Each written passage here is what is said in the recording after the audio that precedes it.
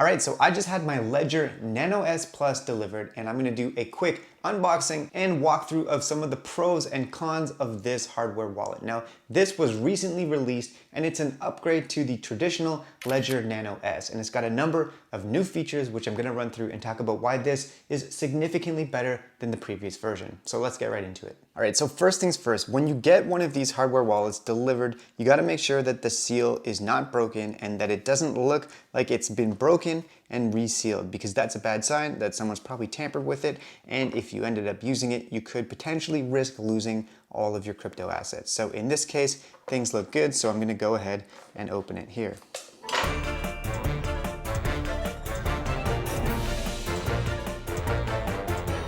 Okay, so when you get everything unboxed, you'll find that the key things in this package are the USB cable, the actual hardware wallet itself, and this secret recovery sheet. And this is gonna be where you write down your key phrase, the private key to your crypto assets. And what that is a set of 24 randomly generated words that gives you exclusive control over all the crypto accounts and assets that you end up associating with this private key. And it's very important that you never let anybody else see your 24-word private key phrase, because if they have that, then they can essentially restore a new version of your crypto accounts somewhere else and you'll lose access to it. So this is something that you have to keep safe and secure where no one's gonna find it. Now, just for comparison's sake, this is my old Ledger Nano S and this is the new Nano S Plus. And you can see that there's a few key differences. First of all, the screen is significantly bigger, which is gonna make it easier to read the transactions that you're confirming. And in fact, the overall thing itself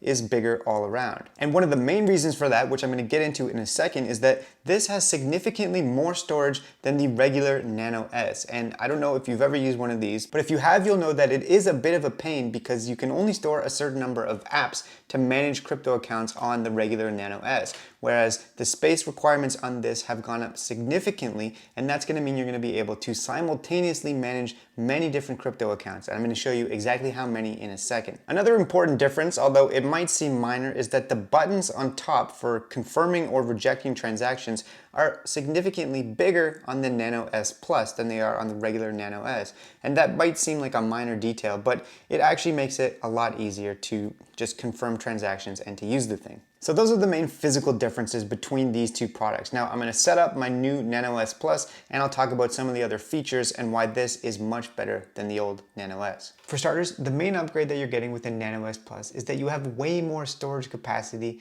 to actually install crypto apps and then manage those cryptocurrencies. So let me show you what that looks like. So in the Ledger Live app, you wanna go to the Manager tab down here, and this is where you can actually add different apps. Now, as you can see up here, the capacity of this Ledger Nano S Plus is 1.28 megabytes, which as compared to the regular Ledger Nano S, this one only actually has 144 kilobytes of storage space. So on the old version, you could probably only install maybe 3 or 4 apps at one time. And if you wanted to use a different app, you'd have to uninstall one that you'd already installed and then reinstall it later, and it was a bit of a headache. Well, in this case, with a capacity of 1.28 megabytes, it's going to be very easy to keep many of these installed simultaneously. So I'm going to go ahead and install Bitcoin and Ethereum for starters, but there's plenty of space for others. And this really is one of the main benefits of the new upgraded version. And just as a point of reference, as of the time of this recording, the Nano S cost $89 Canadian, which is about $70 US, and the Nano S Plus costs about $114 Canadian, which is in US dollars about $88. So maybe for about $25 more, you get this. And in my opinion, it's definitely worth it. Now, if we're comparing the Nano S Plus to the Nano X, there are a few differences as well. For starters, with the Nano X, which does cost more, it's about $200. With the Nano X, you actually have access on your mobile device via Bluetooth, and that is not a feature that's enabled with the Nano S Plus. However, aside from that, these two products are actually very similar. You can install approximately the same number of apps, you have access to the same number of crypto assets, and it's compatible with the same number of other wallets. So really, the major difference between the Nano S Plus and the Nano X is whether or not it's going to be mobile compatible. The only other real difference is that the Nano X does have battery power, so it doesn't need to be plugged into your computer or your phone in order to be able to operate. But I don't actually see that as very much of a benefit, especially for me. My intention with this is to use it as cold storage, a hardware wallet for cold storage. In fact, I don't actually want access to this on my mobile device because I feel like that would just encourage me to make more unnecessary transactions. And my strategy is to buy and hold. So I want somewhere to be able to safely and securely store my crypto assets like my Ether tokens so that I can just send them there and not have to think about it, not have to worry about it, and definitely not be checking my phone every 5 minutes to see what's going on with it. Now, between the Nano S and the Nano S Plus, there's one more point that I want to make, and that is that of the two of these, the Nano S Plus is definitely better if you're doing any sort of active management. For example, if you're connecting this to your MetaMask account and you're using it to sign transactions, to buy NFTs on OpenSea, to operate in DeFi, or to do any of that sort of stuff. And the reason being for that is that the S Plus is just slicker and easier to use, and that you can have more applications on it so you don't have to worry about constantly uninstalling and reinstalling apps.